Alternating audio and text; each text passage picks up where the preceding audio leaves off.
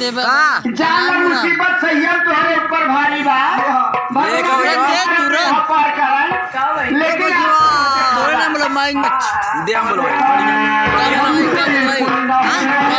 नाम बढ़िया नाम बोलो हां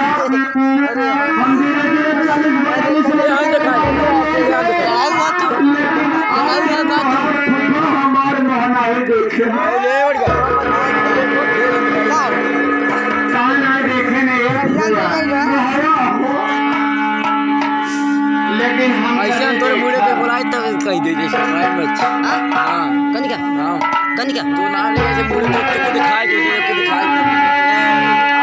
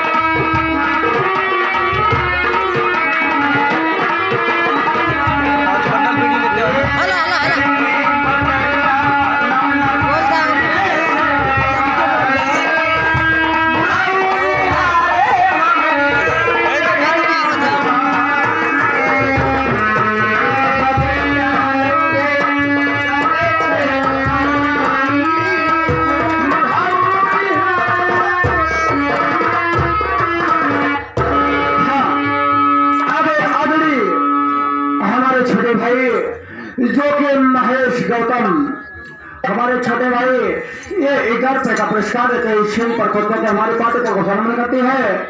और आदरणीय हमारे नरेगा के मेन इंचार्ज जो है हमारे नरेगा के टंगारी यादव, टंगारी और राकेश यादव बीडीसी की तरफ से 201 रुपए का पुरस्कार हमारी पार्टी को घोषणा करती है।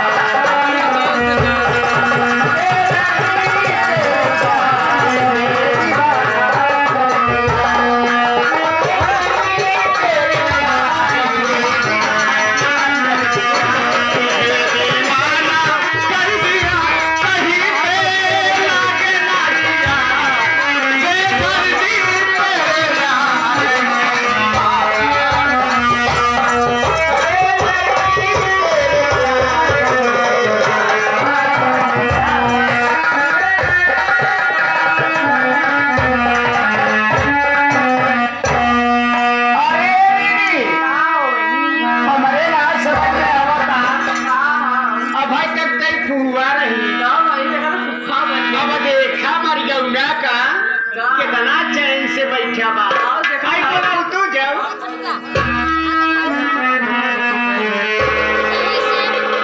ए सुने कहाँ हो? अरे हे मोर करे जा अरे कहते चला आवा देखा चला आवा बड़ी ठंडी बा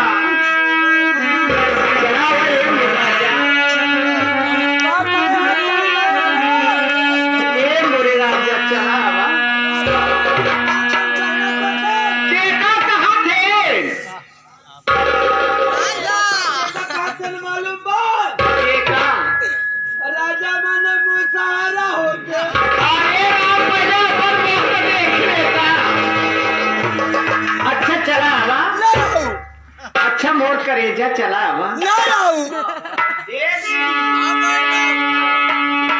हम कहा चला उठो तो ढेर नगद करते आवा हे हमारा राजा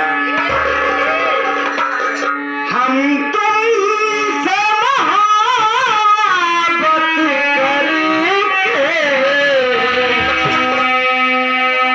दिन रात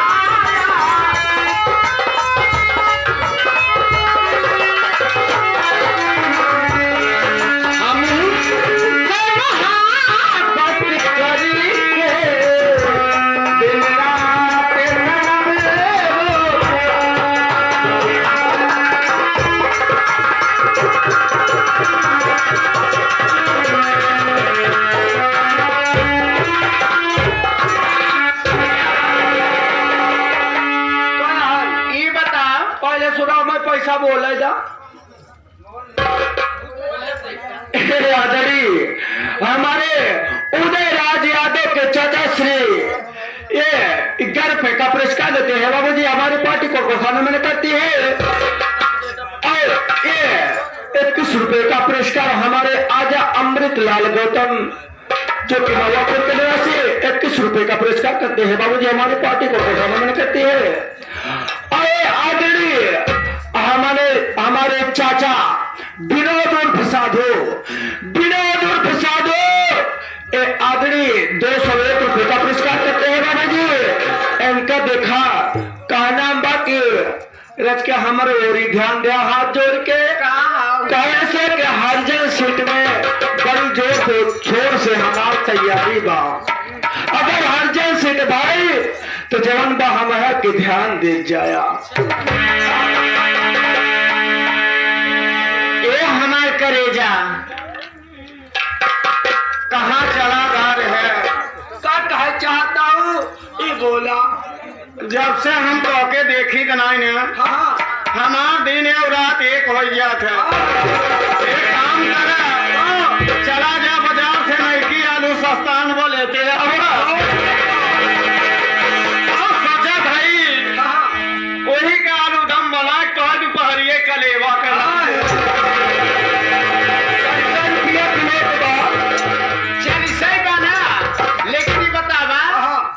यहाँ काम करता है वहीं तक तू तो साड़ी पहन के आई रहा अब वही तो हाँ सरिया कहाँ चली गई ऐसा बात है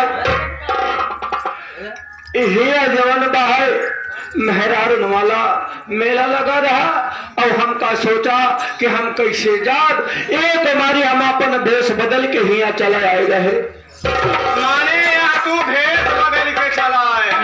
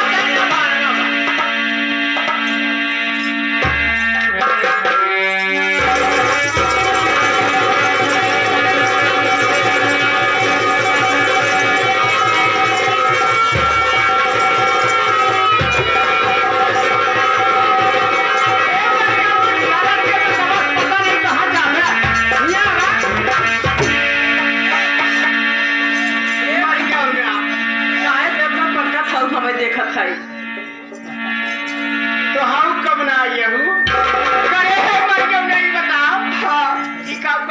पहले टाई छोड़ के बतिया पहले हमार कॉन्डोम था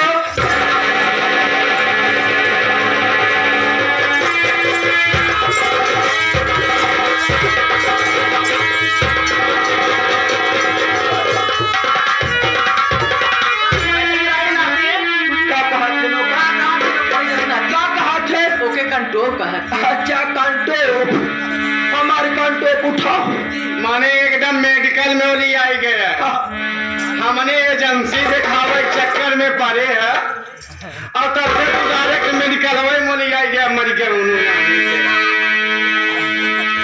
बतावा कितना बताई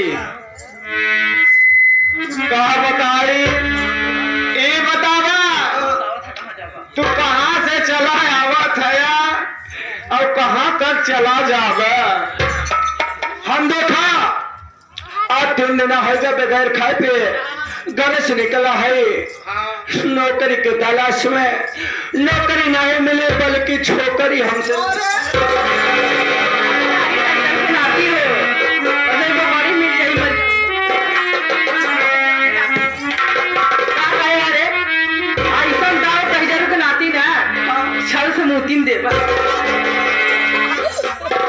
हाँ देखा सब बात छोड़ ये बतावा ये कथा बदे तू आई हम देखा नौकरी खोजे निकला है और जब घरे से निकले तो चला गए कहाँ जाना थू इलाहाबाद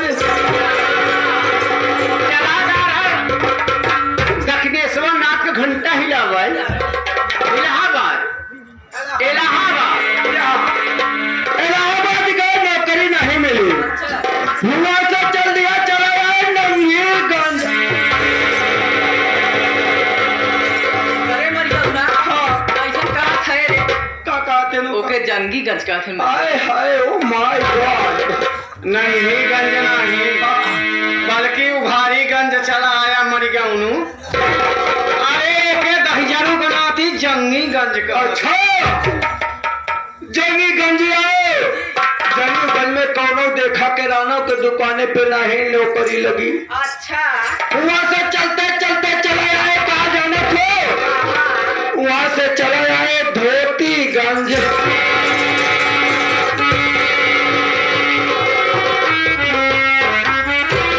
यानी धोतीगंज आ गया तो चार पहिए हुए लेकिन पहन के आ गया। अरे उसे गोपीगंज कहते हैं। गोपीगंज गोपीगंज आए। अच्छा है रोटिला वो मजे का समय हो गई जी।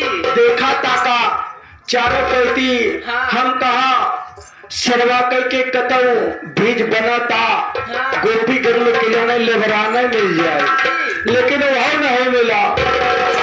वहां से फिर चलता भाई, और वहां से जब चल लिया, अब जाते जाते जाते जाते जाते जाते आई गए लूगापुर।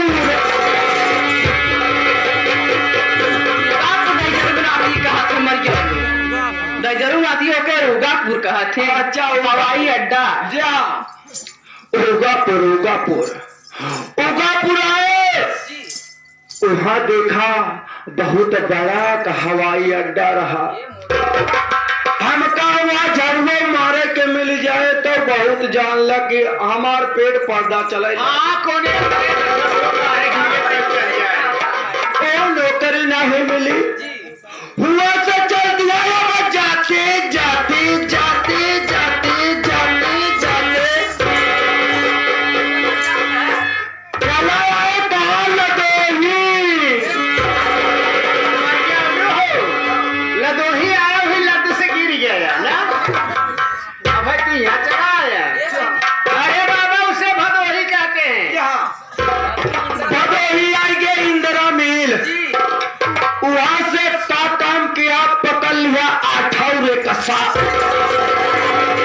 क्या होता हो ये बतावा मरा कहा ये बहनी कैसे ने आठव रे मर गया ना आठव ना तो दसों पकड़ लियो के दाव दे। अरे कैसे ने अरे उसे ऑटो रिक्शा कहते हैं। ऑटो रिक्शा पकड़ लिया, वहां से चल लिया। अब जाते जाते जाते जाते जाते जाते चला आए लोहे। यानी लोहे तो पहुंच गया और जब लोहे पहुंचा तो ही लौट गया। उसे मोड़ कहते हैं। मोड़े पहुंच अच्छा गया। आई गए मोड़े, और मोड़े में देखा सही संजोग खड़ा रहा बांस। बांस नहीं मर गया उन्हें पड़ेर खड़ा रहा। यानी बस खड़ी रही। बस खड़ी रही, बसे पे चढ़ गए, बसे पे चढ़ गए। अब जाते जाते जाते जाते जाते जाते चला आए कस्तूरीपुर ऊपर पर। मर क्या होते तब मर क्या होते पहली जानू हम राह भाई कमाई ले दई जरूर आती। यानी उधर पर हाँ देखा, जब तोरे कहा नहीं आवत तो कहा करे ऐसे कुल कहा था, माने उतर पड़े। हाँ देखा, मैं चारों बहन तुम्हें अपनी कंपनी में रख ले रही हूँ। अच्छा और मैं चारों बहन तुमसे बारी पारा काम करवा लूंगी। ठीक है। और मैं जा रही हूँ चारों बहन, और तुमसे बारी बारी करके मिलूंगी। अरे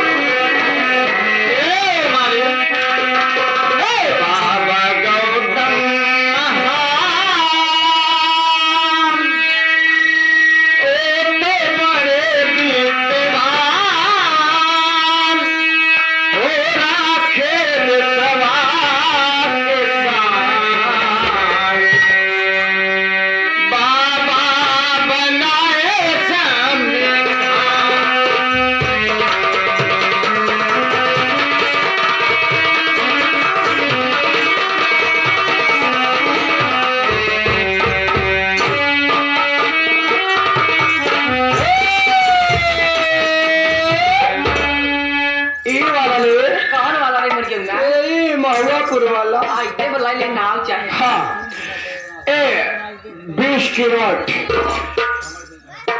एक देत जाना थू के दिए सर जौने लड़कवा का बंदे रहा अच्छा लगा तो मार दिए तो का हो जौने लड़कवा का बंदे रहा ए मालिका बंदे रहे बल्कि स्विच ऑफ हो गया रहा, माने उसे बर्थडे बोला जाता है। अच्छा जिस लड़के का जन्मदिन था उसके माता जी की तरफ से 21 रुपए का पुरस्कार बाबूजी हमारी पार्टी को घोषणा मैंने करके भैया को बार बार प्राण से भाई के श्रोताम बा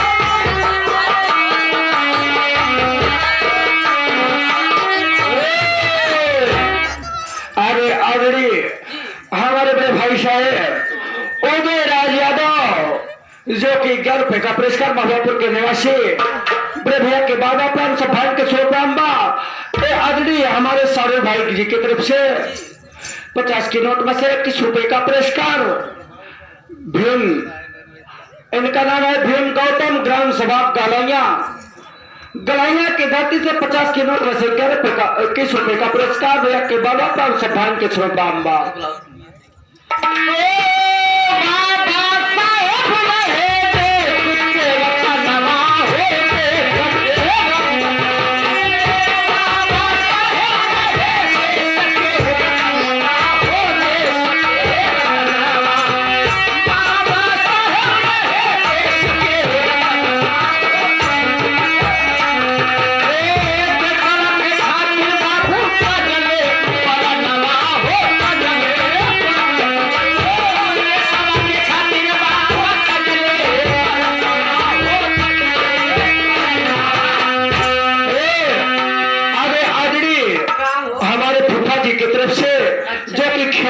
निवासी हैं ग्राम सभा खेतर के निवासी राजू गौतम आदरणीय 21 रुपए का पुरस्कार हमारे पुत्रंगी प्रोग्राम देखते हुए देते बाबूजी हमारी पार्टी को घोषणा करते हैं।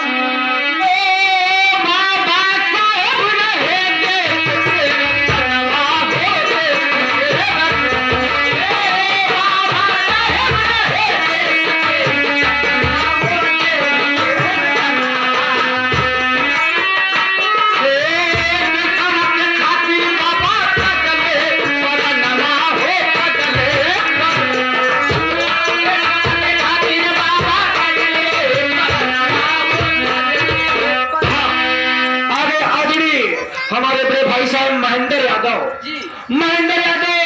जो कि 21 रुपए का पुरस्कार करते हैं महुआपुर के निवासी भैया के बाबा प्राण से भाई के छोटाम्बा आदरणीय हमारे बड़े भाई साहब ग्राम सेवक राजेंद्र यादव ग्राम सभा महुआपुर के निवासी 100 की नोट में से 51 रुपए का पुरस्कार भैया के बाबा प्राण से भाई के छोटाम्बा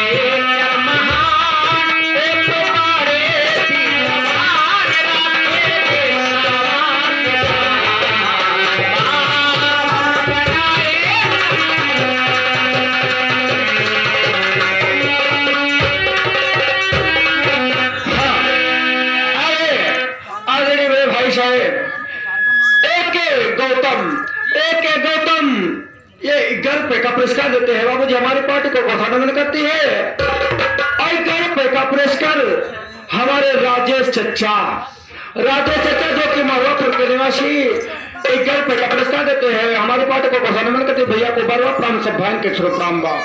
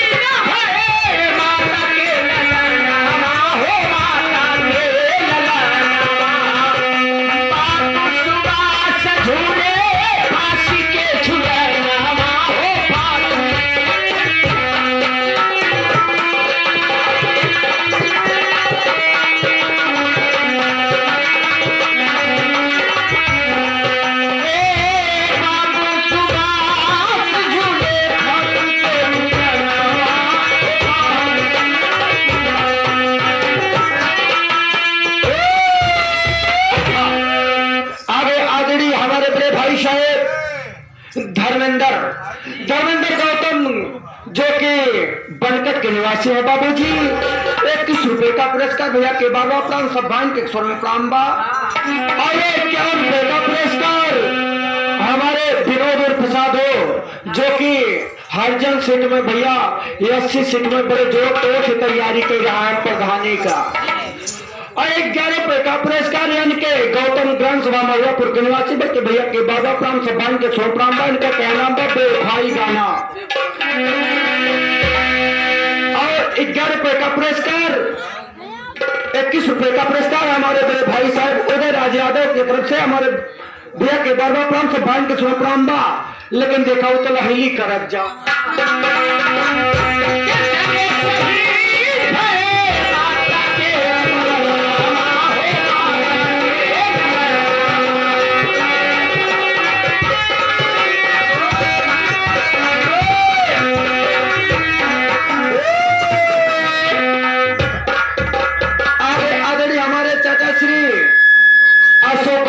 सभा महुआपुर के धरती से 100 नोट में से 21 रुपए का पुरस्कार बल्कि भैया के बाबा प्राण सब भाई के छोरा प्राण बा।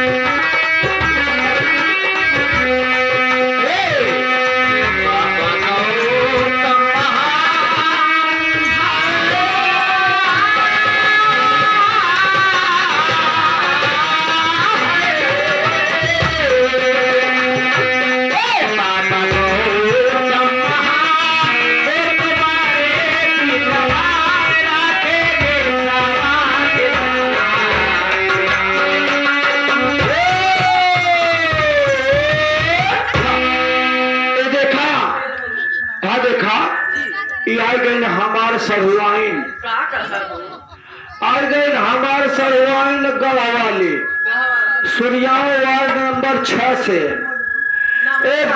गढ़गांव के धरती से 21 रुपए का पुरस्कार बल्कि भैया के बाबा प्राण सब भाई के छोरा प्राण बा। हाँ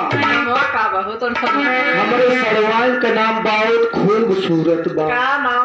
अब कितना बताए दे कोई कम बा बताए दे लेकिन लगा रहा है ऐसा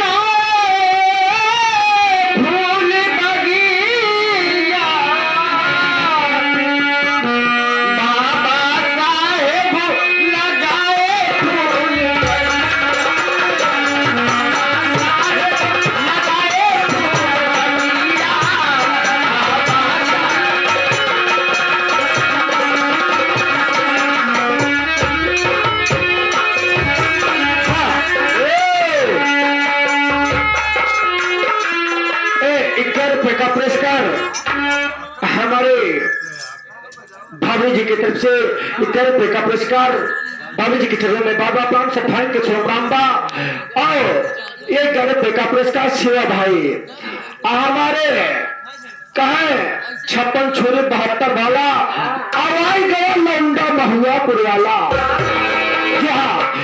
शिवा भाई की तरफ से 11 रुपए का पुरस्कार बल्कि भैया के बाबा प्राण से भाई के छोराम्बा ये 11 रुपए का पुरस्कार हमार दुर्गागंज वाली फुआ जी हाँ मसूधू वाली ये 11 रुपए का पुरस्कार फुआ जी के चरणों में बाबा प्राण से भाई के छोराम्बा लेकिन कहना में काबा जल्दी कर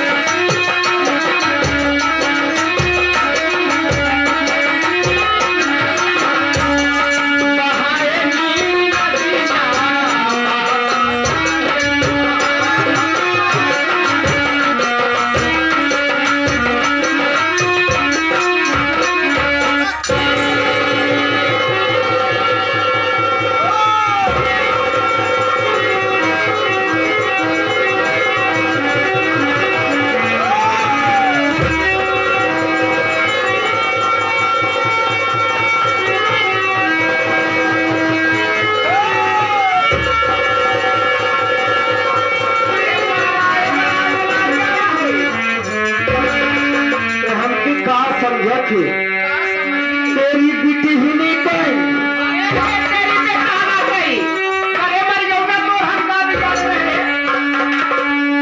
दिन चर्चा चली रही रहा ऐसा हम जाए ना जैसे चलता था देखा ज्यादा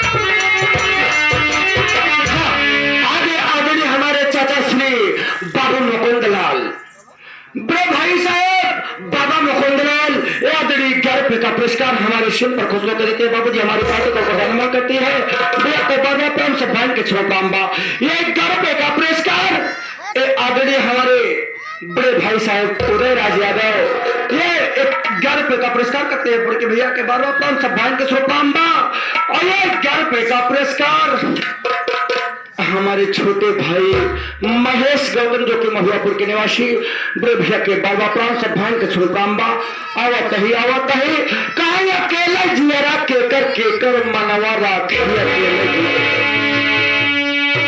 कहा लूट के चली गुलाब की गली कहा लूट के चली गुलाब की गली तेरे कदमों में दिल है मेरा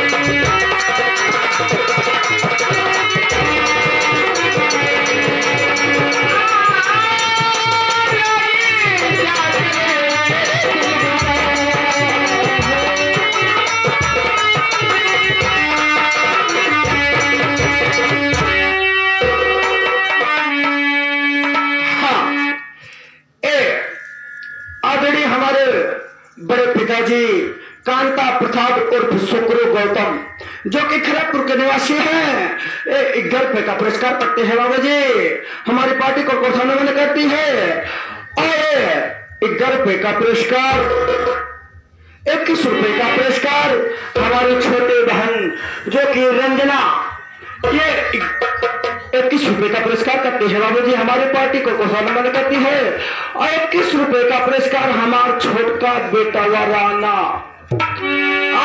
छोटका बेटा राना की तरफ से 21 रुपए का पुरस्कार बढ़ के भैया सब भाई के छोड़े प्राप्त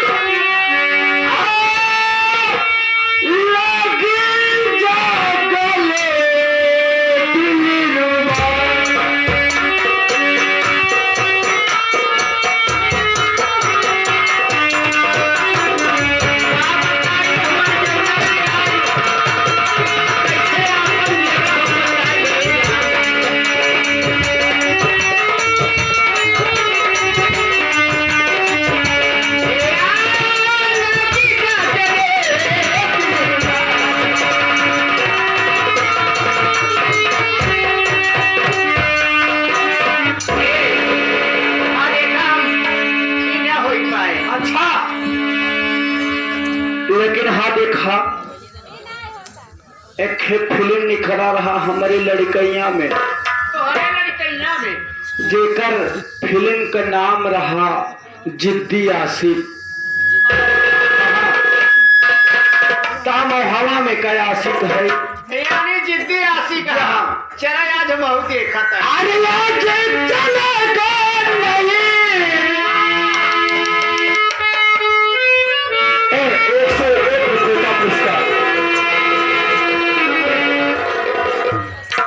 101 रुपए का पुरस्कार हमारे फतेहपुर की सरवाइन की तरफ से फतेहपुर के सरवाइन की तरफ से 101 रुपए का पुरस्कार। अच्छा मेमोरी फुल हो गई आओ 51 रुपए का पुरस्कार हमारे लाडले यानी हमारे पुत्र की तरफ से जिसका जन्मदिन था, प्रियांशु गौतम, 1 रुपए का पुरस्कार बाबू जी हमारी पार्टी को सम्मानित करती है। लेकिन कैसे? अरे आज चलेगा नहीं,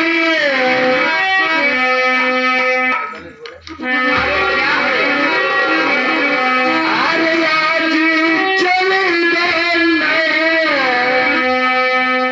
पलंग से बहाना, पलंग से बहाना कोई लूट लूंगा।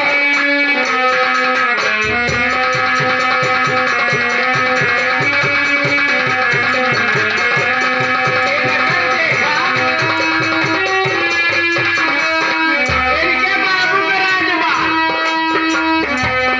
आवा तो हमारे आज हम दिखाएंगे।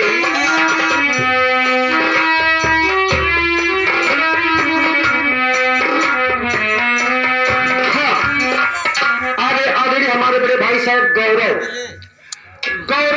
गौर 21 रुपए का पुरस्कार बल्कि भैया के बार बार प्राम सब भाई के सुर प्राम बा।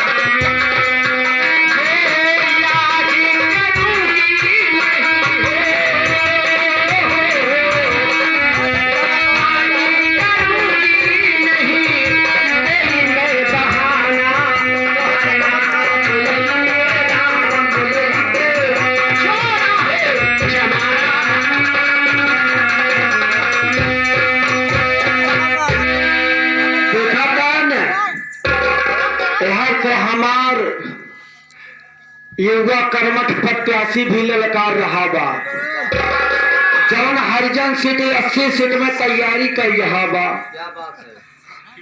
देखा 100 की नोट में 100 की नोट में से 1 रुपए का पुरस्कार कहा बेटवा छोड़ा दिन विनोद उर्फ साधु हमारे चाचा जी की तरफ से इनका कहना था बेटवा छोड़ा दिन। अरे एक नौबत नहीं आ जाना। और यार देखा यहाँ 11 रुपया खिसिया के दे हैं हमारे सरवैनी के बेटवा कहा तो मौसा बिल्कुल जिन छोड़ा तैयार है लेकिन सुना तो पैसा शुरू हो गया। अरे सही नहीं चाहे हमसे, सही नहीं चाहे हमसे सखियों का ताना तुम्हारे नाम लेके छोड़ा है जमाना।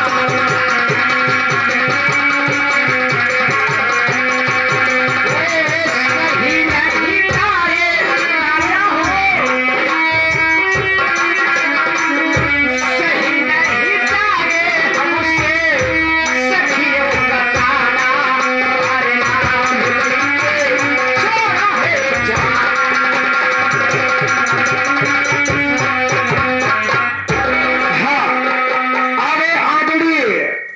हमारे वही युवा कर्मठ प्रत्याशी विनोद उर्फ साधु कहते हम भैया अरे भोला जिन जा जाए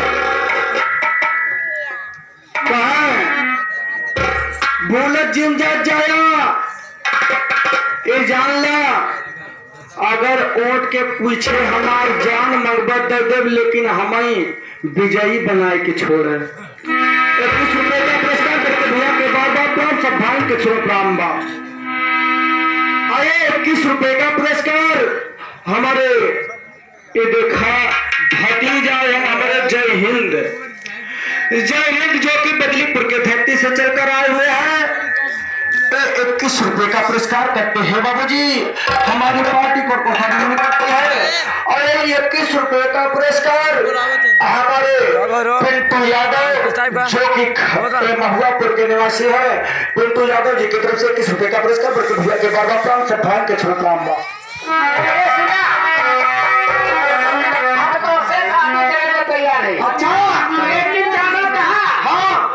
अच्छा अच्छा चल देख का बजे 1 घंटा 1 घंटा देख का बजे अरे जिसका मुझे